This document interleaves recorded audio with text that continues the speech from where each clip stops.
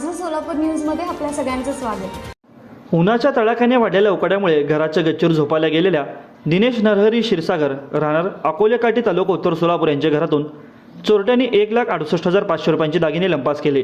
या प्रकरणी त्यांनी सोलापूर तालुका पोलिसांमध्ये फिर्याद दिली आहे। शहर जिल्ह्यामध्ये सध्या घरफोडी चोरीचे प्रमाण वाढल्याचे चित्र आहे। अनेक जण उकाड्यामुळे घराचा दरवाजा उघडा ठेवतात किंवा मोठ्या आवाजाचा कूलर लावतात।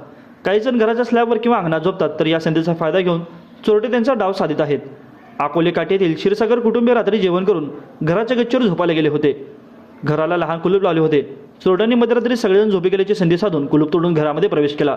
त्यांच्या कपाटातील साहित्य उचकटले, पण त्यांना काही मिळाले नाही। त्यानंतर लॉकर तोडले आणि त्यातील गंठण, अंगठ्या, लॉकेट, कर्णफुले, पैंजण व एक मोबाईल असा ऐवज चोरून नेला, असेही फिर्यादीमध्ये नमूद करण्यात आले असून अद्याप पोलिसांच्या हाती काही लागले नसून पोलीस हवालदार पंकज महेंद्रकर या घटनेचा अधिक तपास करीत आहेत।